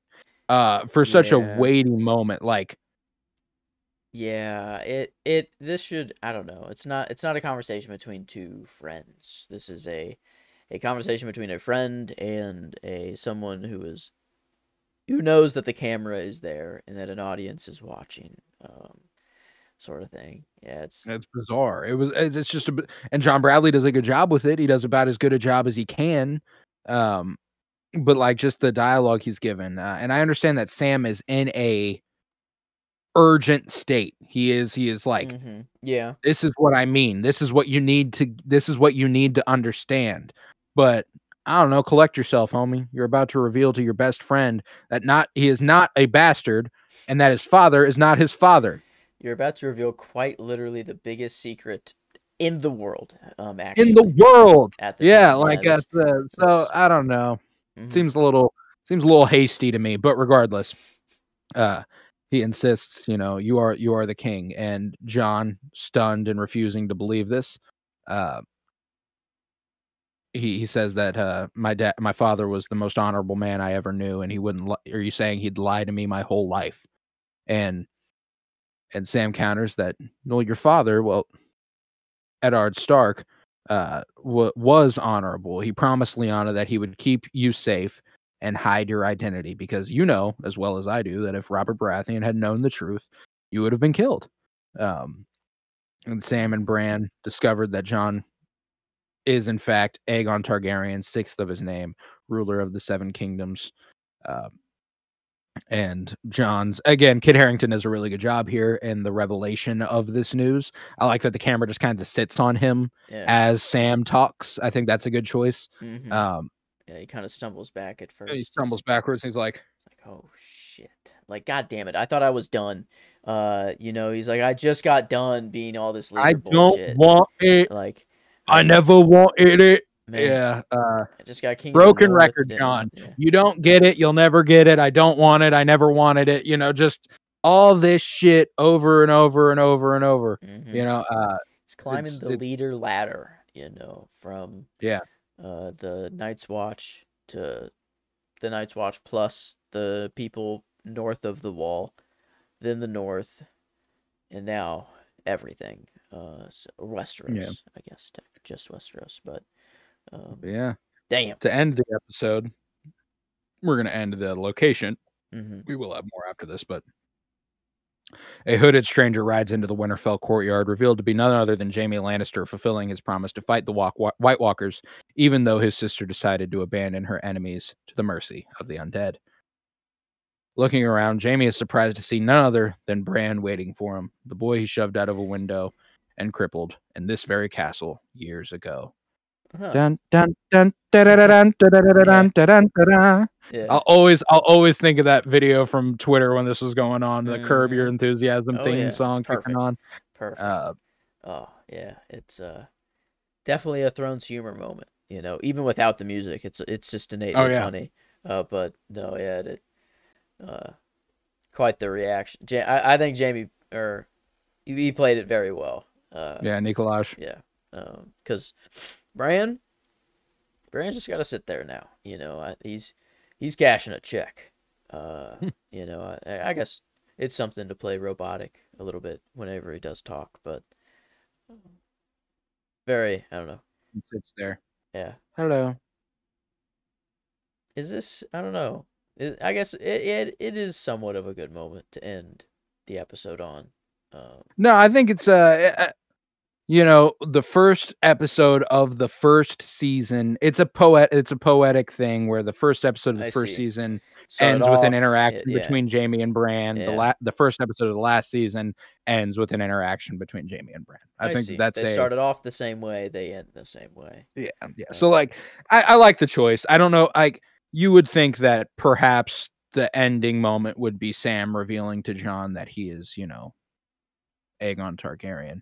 But then they would have had to write a better line for that. So, can't do that. Yeah. Got to end it on a silent, no Damn. words note. Yeah. Yeah. Couldn't quite come up with the words, I guess. So they're like, fuck it. Jamie looking at Bran. But Yeah, that concludes Winterfell, and we're heading to King's Landing, where Euron Greyjoy sails the Iron Fleet back to King's Landing, returning across the narrow sea from the Free Cities and transporting the Golden Company. an elite sellsword company that functions as a small private army, and Euron is still keeping his niece Yara Greyjoy as a prisoner of his own ship, taunting her as he states that she's his only company due to the fact that he's cut out everybody else's tongues. Yeah, Crazy motherfucker, Euron. Dude is just unhinged. We get introduced to an all-time Thrones name here. Very much in the vein of Kevin Lannister. In the throne room, Euron presents Cersei Lannister with the company's commander, Harry Strickland. Fucking principal of a elementary school. Yeah. I don't know why report to Principal Strickland's office. I don't know. That's just immediately. It's a principal name or a teacher name. Not to dog on any teachers or principals. Just you're not the Game of Thrones. Bro's the type of man to be like, no, my father was Mr. Strickland. Please call me Harry. Yeah. You know, that's the vibe he's bringing to the function. Yeah, he says looks the part though. I'll give him that. He does look the part. And his costume's pretty sick. I will grant him that. Complete non-factor, the Golden Company, which is hysterical. Says that despite a few deaths on the long voyage, Euron apparently killed a few men who either cheated him at dice or caught him cheating at dice. He has brought 20,000 men to King's Landing along with 2,000 horses. And my favorite thing about this episode, my favorite bit of humor throughout the episode, is that Cersei wanted those elephants so fucking bad. And she's like, fuck. She's like, I heard there were elephants. And the elephants? Yeah. Strickland reluctantly explains that while they are ferocious beasts, they are not fit for long sea voyages. And she was like, I thought there were elephants. You told me there were gonna be elephants. I wanted to stomp on people. So hung up on this, in fact, that after she has sex with Euron, the first thing she says is, I really wanted those elephants. When we cut back to her. No way. I didn't catch that. Oh my god. No, yeah. She says, I really wanted those elephants, which is hysterical. That's all that she was thinking about during... That's one of those things that Thrones humor-wise actually works, is so fucking funny, that of all the people in the realm that would get hung up on this, Cersei can't get over the fact that the Golden Company didn't bring elephants across the ocean is so fucking funny. But after Strickland leaves, Euron arrogantly propositions Cersei to have sex with him as a reward for his successfully completed task. And Cersei is not quite amused at his brashness and tells him as much. And she delivers what I'm going to go ahead and make my line of the episode, just because it's a standout. It's so obviously a Twitter moment. They were so excited for everyone to run with this. And I just remember some of the stuff I'll be doing with my favorites in season 8 is recalling the reactions it got. Like everyone on Earth was watching this. So I remember watching the episode, getting on Twitter, and it being my entire fucking timeline. And this line was getting fucking flamed, and this line was getting fucking gassed by white feminists and flamed by everybody else, who was like, you want a whore? Buy her. You want a queen? Earn her. And it's like, got her ass. No, and that's the thing, is Lena Headey delivers that line so fucking good. I love Lena Headey. So like, the only reason it even slightly works is because of her. They're definitely going for a modern, like a line that works in the modern day. It's not said. Well, just one that will be said, that could be said by anybody now. Like they wanted a GIF moment. They wanted something they can put, that someone can post on Twitter and be like, see, this is such a powerful sentiment. That's what I mean. They're too self-aware now. They are. Yeah. This wouldn't happen. I don't know. The line in a vacuum is not that bad. Like it's a fine sentiment. I appreciate what she's saying. It's just that it's so fucking funny coming from Cersei. But Euron is affecting an air that reminds me of a if he was back in the day, he'd been like, where's my hug at ass motherfucker, you know what I'm saying? Coming up behind someone, putting his hands over her eyes and being like, guess who type shit, Oh, okay. Yeah, for sure. Takes her phone. He's like, "Oh, come and get it." That type shit. That's the type of guy Euron Yeah, is. what does he say here? He's like, oh, I've done so much, and I haven't, the queen hasn't even given me anything in return, or Oh, like, yeah, it's yeah. I've done so much for oh, her. I've given her an army and a fleet and all this, and not even the slightest bit of gratitude. Where's my hug? So she's like, "Fuck you, 100%, dude." yeah. Uh, but The she mountain goes and ahead. Qyburn just having to be here for this all, I think is like one of the funniest parts. Is like Qyburn just like, Oh yeah. wow. He's like, holy fuck, man. Like, all right, whatever, like, but no, it's the Thrones humor is that's like the Thrones humor that I like is Mm. just that the Mountain and Qyburn are there chilling, listening to this whole It's all very conversation. situational, it isn't Yeah. so blunt often, but Mm-hmm. yeah, later that night after she's invited him to bed and uh they've gotten finished, she is still quite bitter about the lack of elephants, which is Damn. hysterical. Fuck. Um That's it. You think that's what was getting her through it the whole time? She was yeah, just she's thinking like, "I about really elephants wanted the those whole fucking time while elephants." you're on. Yeah, Uh, while they're having sex, she's like, "Fuck. Okay, what can I think of? Goddamn Elephants. elephants. Elephants. Uh, Yeah, gotta." but yeah, she sips at a glass of wine while Euron asks how he compared to the Fat King. Um, and Cersei's like, "Are you talking shit on my husband?" And he's like, "Yeah, for sure." And she says that despite all the whores that Robert had sex with, Robert was only interested in his own pleasure, and he did not know his way around a woman's body, while Euron was more adventurous. I love that she's handling this like a business proposition. She's kind of like, "Here's the pros, here's the cons. You know what? You were fine. Get the fuck out." Yeah, like, Um, here's what you can do better next time, if there even is going to be a next time. Probably not, now that I have exactly what I need. Thank you. Man, I can't believe I didn't notice that on the first watch. I guess I was much more in the head of thinking that she was not pregnant mm. before. Yeah, no, that was what's Um, interesting is this I was trying to keep an open mind because I always watch it with the lens that she's been lying. Um, mhm.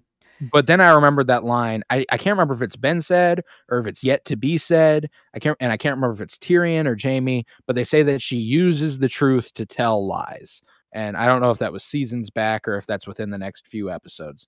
Um, so I think she uses the truth that she is pregnant to lie to Tyrion to let him know that they're coming north. Did Sansa just tell that to Tyrion whenever she was like, you have really? I thought, you're pretty dumb, dude." I don't know if she delivers that line in so many words during that one. Okay. But yeah, I don't know. Regardless, yeah. So Euron then asks how he compared to her brother, which she refuses to dignify with a response, even though they both know about the incestuous relationship they carried out. And Euron leaves, boasting that he will soon impregnate Cersei with a prince. And I think the little glimpse of her beginning to cry, I Mm-hmm. think, is the indication to me that she is pregnant with another child by Jaime, and she has to carry out the same charade she has in the past, which she hated, Mm. because Jaime left. Okay. Um, And I like this much more. I'm in your camp now for sure. Like, this is where I'm thinking. But my thinking while watching was that just the cry was having to go through that experience even in the first place. Like, oh yeah. it was kind of like her Sansa moment of, I have to, or not, I don't know. She kind of had one with Brienne where she had to act queenly, and then after it was over, when they're out of the room, it's like the now Oh, I don't have to act, and I sort of. think that's part of it. To be sure, I think that that's definitely uh, that's half the story here. I But think that said directly after Euron says, "I'm gonna put a prince in your belly." That kind of does hammer that home a lot harder though. Um, well, so yeah, I think you're right. I think you're definitely right here. But yeah, which is that'll paint the last season in a new light for me. I've always kind of watched it as though she was not pregnant, so I'm excited to mhm. see how I feel about it going forward. But taking advantage of Euron's absence, Theon Greyjoy and a small remaining crew stage a sneak attack on Euron's ship, the Silence. Using bows and arrows, they silently pick off most of the guards, and we actually get one of my favorite cameos in the show in this little raid. A cameo done right. This isn't an Ed Sheeran-ass cameo. Yeah. It's Rob McElhenney, one of the guys from Always Sunny in Philadelphia. Really? Not the small one and not the one everybody wanted everyone to play Mr. Fantastic. The other one, who's like friends with Ryan Reynolds and shit. He's the first guy who gets an arrow through the dome when they storm the ship. He's got a bunch of makeup on and he's got a wig. But if you know it's Rob McElhenney, you can see that it's Rob McElhenney. Wow. So like, yeah, I did not catch him in there at all. Huh. That's awesome. Yeah, so that was just a fun little detail that like I'd forgotten until I saw him and I was like, oh yeah, I forgot that he's got one of the cameos in this.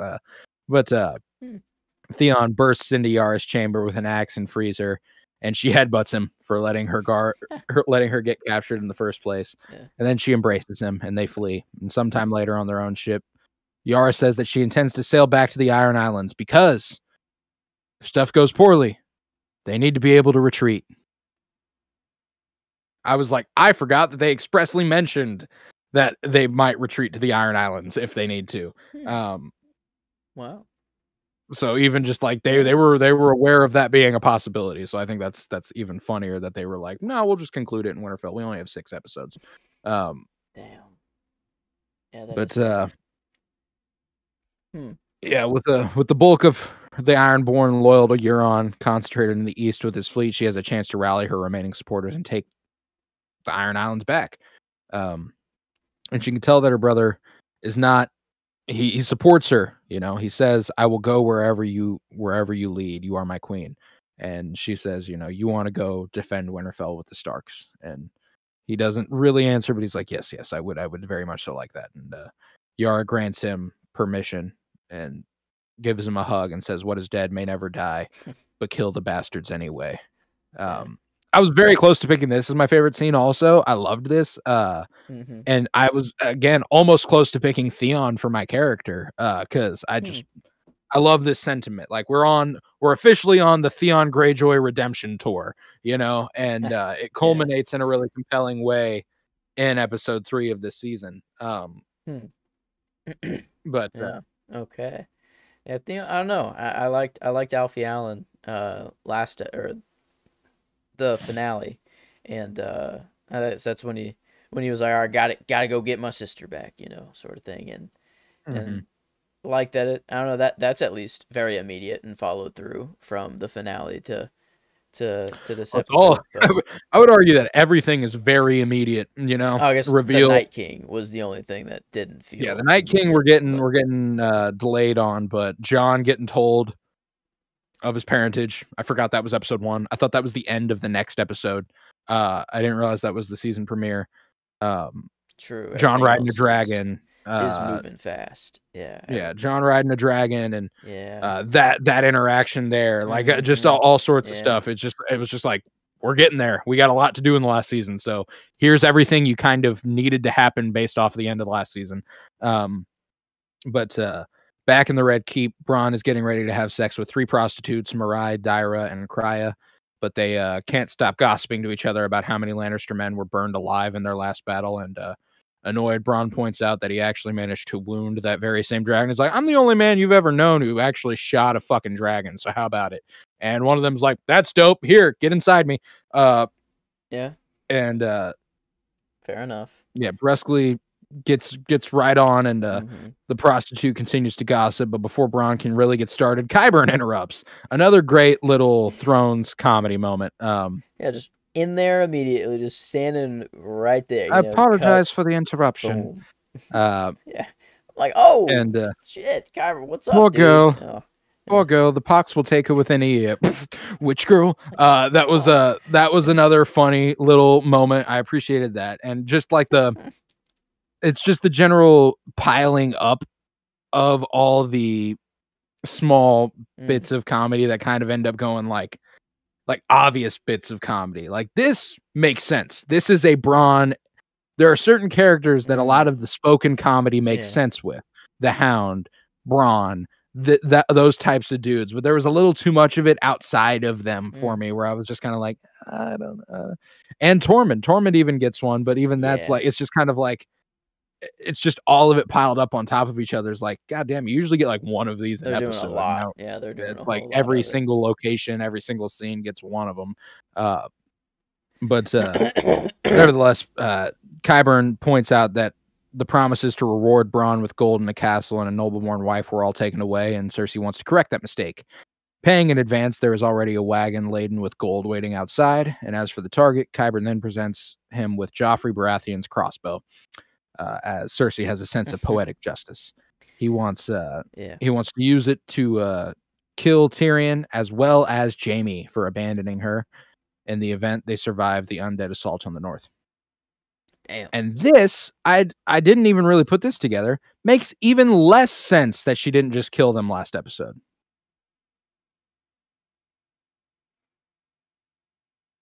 Yeah, because she does give the order. Maybe it's just because they're not actually there right in front of her. It might be easier to assassinate them than to like execute them. Yeah, because and like the mountain is doing the work, but she's very much there. so giving the order. Yeah. And like it you know, that's what like but... so like I get it, but like it is just interesting. It is just interesting that now an episode later she's like, you know what, never mind, I do want them dead. Even the last episode it seemed like there was a part of me that just couldn't let that happen. Yeah, I mean, whether it's a good character trope or within character or not, I still gave her the performance. This is the one I did go with, and just even though I read the reaction wrong in the moment, what her cry meant at the end there, I think like just her performance of it is still insane. No, yeah, I think you read the general sentiment of the cry correctly, just not the full meaning of it. Yeah, I didn't get the whole story purpose of it necessarily, but no, she's up to 20 now. She hit a 20 bomb in performances. Yep, first episode down. And then let's see, what's Sam's name? John Bradley's probably at 2 now, huh? Let's see. I can't. Oh, there he is. Yes, at 2. So we got a 20-piece and a 2-piece. So yep. There we go. How about characters? What's John and John goes up to 16 with mine, and then Sansa goes probably to 2. Oh my god. She is 3 right now, so she goes to 4. Oh, actually. Okay. So well, I didn't think she was that low, but I guess it makes sense. Yeah, no. Character, she's been neglected, but performance-wise she's top 5. She's staying up there. Okay. Regardless, we will conclude the episode at the last hearth, where Tormund, Beric Dondarrion, and the survivors of the garrison at Eastwatch by the Sea make their way south to the last hearth, the seat of House Umber. And they find the castle totally abandoned with damage from a battle, but no bodies, only blood, implying that the White Walkers have already raised them to join the army. And as they tensely investigate the castle, they stumble into and nearly fight Dolores said. And following Jon Snow's message, he is leading the remaining garrison from Castle Black down to Winterfell. And Tormund and Beric ask if Ed has found anyone, at which he leads them to the main hall to show young Lord Ned Umber's corpse pinned to a wall and surrounded by a spiral design made out of severed limbs. And they realize that this is a warning from the Night King, and Tormund and Beric worry that the White Walkers' army will reach Winterfell first. But the Whites are slow, moving, and on foot. And Ed's men brought horses which they can ride to outpace them. As they discuss what to do, Umber reanimates as a White, trying to grab Tormund, but unable to free himself from the wall. And Beric sets his sword on fire to kill the White, which bursts into flame at its touch, and also igniting the symbol of the spiral. Cool image. Great jump scare, actually. Like I always kind of remember that this dude screams. I remember I turned down my volume because I was like, I know he shrieks. I did not remember it was a jump scare. Yeah. And it got me.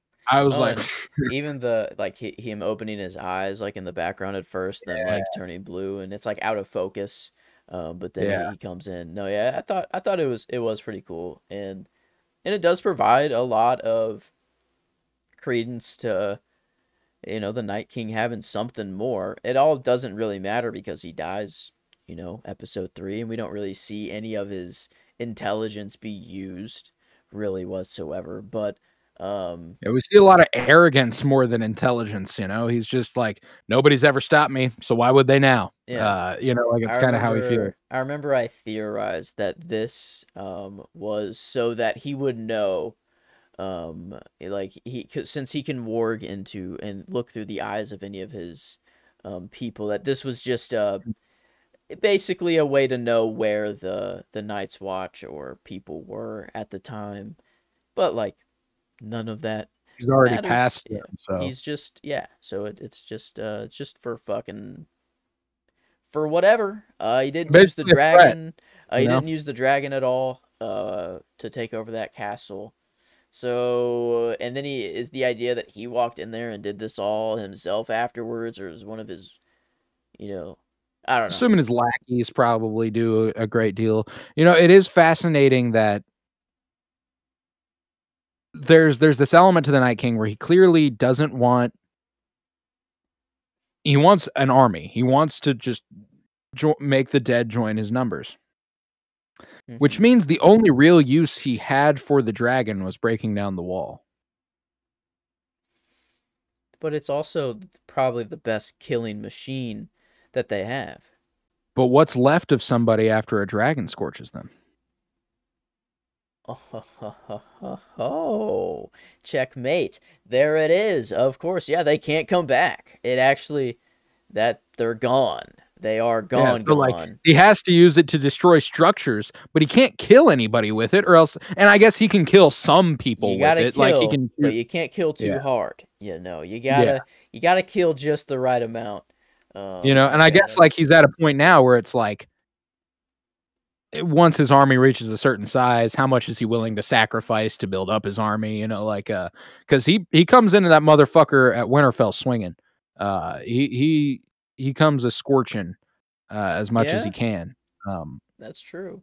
Maybe just because it looks better visually and for just a battle, um, and not. Yeah, maybe they're just not giving him the most lot. He is just a death. He's just death, for the show. Mhm. There's no thought process or really any story given to Just him. killing So. motherfuckers, that's all he does, but, yeah, it was an entertaining and enjoyable season premiere. I don't think it was as strong as any other season premiere, really, in terms of quality, but Mhm. it was entertaining. It was an entertaining way to start a season where so much has to happen, so we got a lot going, you know? Mhm. I think it's cool, you know? How are we feeling about it? Before we Mhm. get to the rating, though, Mhm. before we get into the rating, which we will do, we rate on a 10-point scale for enjoyment and critical and take an average, and we will get to that important part of the episode. Before we do that, I'm gonna do some plugs. If you would, watch on YouTube if you're not already, and if you are, hey, shout out to you. But if you aren't and you prefer to watch, you can now. Look up Penny Bloom Podcast. We're there. You can subscribe, like, follow, watch anything. You know, comment, talk to us. Let us know what you think. Let us know what you want to hear. Let us know if you have any questions or anything. Uh, yeah, man. Remember to head to Twitter, follow at Penny Bloom Pod, follow on Instagram at Penny Bloom Podcast, follow on TikTok at Penny Bloom Podcast. We got all sorts of shit over there for you. Uh, let's see. Head to Letterboxd at Penny Bloom Pod. Follow the Patreon, patreon.com/Penny Bloom Pod. Bunch of content. Just started a new month, so I'm making sure to get some new stuff up. Um, that's patreon.com/Penny Bloom Pod, where for $3 a month you can support the podcast financially, which is huge because it costs me money and I don't make any off of it unless it's over there. So let's get into the rating. How are we feeling? Out of 10 on enjoyment, I think you were definitely solid. right in saying that it is the least enjoyable season premiere that we have. Still And dandy, mhm, still enjoyable, but mhm. not to the level that previous season premieres have been. And the next lowest would be the previous season premiere at an 8. Is what we gave that. So that would be the ceiling if we are feeling that it is the worst if our numbers are to be true. Because the season 7 premiere features Arya destroying House Frey. It's Mm-hmm. got Daenerys arriving in King's Landing, Ooh, the or really not good King's Hound Landing. storyline as well. Great Hound scene, but that was Mm-hmm. about it, if I remember correctly. Like, we were not super hot on the season 7 premiere. That was about it, So, yeah. I remember the I Hound don't being think the that I would highlight. go Yeah, much. I don't know that I'd go much under that. I kind think of that if I similar. do, yeah, Um, if anything, I'd say 7.75 or an 8. I think I could tie it with the because here's last the thing. season. I will say Um, this. I don't think there's any scene that is quite as good as that Hound scene. And I don't think there's any scene that's quite as good as Arya taking out House Frey. I'd say this is mostly an episode full of scenes that was like Daenerys mm, arriving at Dragonstone. yeah, that's actually true. Yeah, it's not one thing you can point to and be like, oh, this is what happened. Like this. Which is ironic considering that is basically what they were going for. Um, Yeah, maybe this is like a 7.5, or 7. I'm cool with the 7.5. I'm cool with the 7.5. Yeah. There are episodes in this show, in this series, in this season that I like less, and I know that for a fact. So, Mm-hmm. Yep. really only one. Really only one. Uh, but regardless, Wow. I Yeah. know we'll get.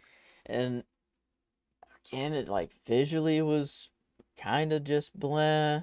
Did it seem The like there was a weird thing going on with the camera where I felt like everything was like zoomed in really tight, like hmm. and low. Like when Tyrion's giving his speech, the top of the screen is like his eyebrows, and the bottom of the screen is like his chest. Hmm. Guess I And didn't it notice just it. looked weird to me that, like, that was the type of zoom we were doing, Hmm. because usually if you do, like, a zoom in on somebody's face, their face takes up the bulk of the screen. It was odd because it was like a zoom in that wasn't fully zoomed in, and therein showed a lot more of him, but it was just Hmm. weird. I didn't know how to just and that happened, like, twice where I felt like, that was Hmm. just an interesting choice camera placement-wise, but, uh, Yeah, I wouldn't say it was bad or anything, it was just there like a few cool shots, and like the opening was cool, like the kid running through the woods and then like coming absolutely, out yeah. and then seeing like all the troops and everyone coming in was cool, but visually it was kind of it doesn't stack up to like the good visual episodes of Thrones. And then Mhm. dialogue was noticeably bad this episode, and just some weird like John characterization moments, of him having this beef with Sansa and like or and Arya defending Sansa. A lot of weird stuff. I don't know. I think this one's critically kind of in that 7 range as well, if not. I think Mm. it's somewhere in the 7 range, I'd say. No, and I'd say a 7 straight up Maybe is fair, you know? yeah, I think. I think it would be. I think that up to this point, critically beginning to end, probably the worst episode we've watched, and I don't think we've gone lower than a 7, have we? Or We have a 6 to Beyond the Wall, season or episode 6 of last season. Um, hmm. we gave a 6, and that's, I believe, the lowest we've gone. Yeah, we've given a 7 before episode 3 and episode 5 of season 4. Um, and then Oh, I'm gonna go 6.5. yeah, and we okay, more 7s have been given. Yeah, this is I not mean, it's the noticeably worse. Like, my gut took me to this being worse than Beyond the Wall. So, and it is. I think do you I wanna throw out a 6 then? I Like, think just it go ahead and make is. it the same level? Let's see what happened that episode. I want to make sure I stand by that. Yeah, I mean it's this. No, I mean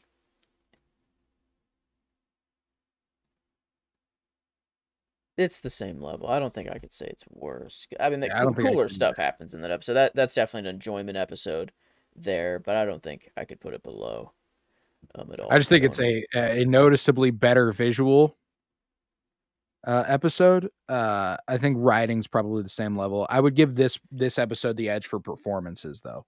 So, like, if those are the criteria, the way it looks, writing and acting, I'd say it's a split. Mm-hmm. I would say it's a split. So, Yeah, wow. um, A 6.5 overall, though. I'm pretty sure that's definitely the lowest yeah, has to be. of any episode. Because enjoyment, usually if it wasn't like the best critically, like enjoyment kind of It saved was it a still little enjoyable. bit. But yeah, It's six. noticeably not as good. Mm-hmm. A 6-5 here, a new low for Thrones, but I think it was sort of expected a little bit, anyways. But there we are. I have faith that we won't get the lows of this season. Will be season 1, episode 1, and episode 4. Episodes 2, 3, 5, and 6, as I recall, are all pretty strong, all pretty well done. So, like, I think that this is another, like, season 7. We're gonna have a similar arc as far as like seasonal episode 1, meh premiere, but it kind of goes well thereafter. Strong in the middle, not very nice. Well, The beginning of both of the arcs, middle, yeah, yeah. you know, like the beginning of the Night King stuff and the beginning of the taking King's Landing stuff. Yeah. They don't start off hot, but they do complete in a compelling and interesting way. So, it's going to be an interesting season. Leaves us with 5 episodes remaining. 5. I remember when we had 73 episodes of the show left. Oh my goodness. Yeah, we are getting so close. Man, we used to talk about waiting to get to Blackwater or waiting to get to Joffrey's death or whatever, and now we're like, we're waiting 5 for the episodes long night away and the bells. of getting Daenerys going off on everybody. Oh my god, it's actually coming up. But I will say this episode has at least one of my favorite episodes ever, and that's the Long Night. I love episode 3 of the show of this season.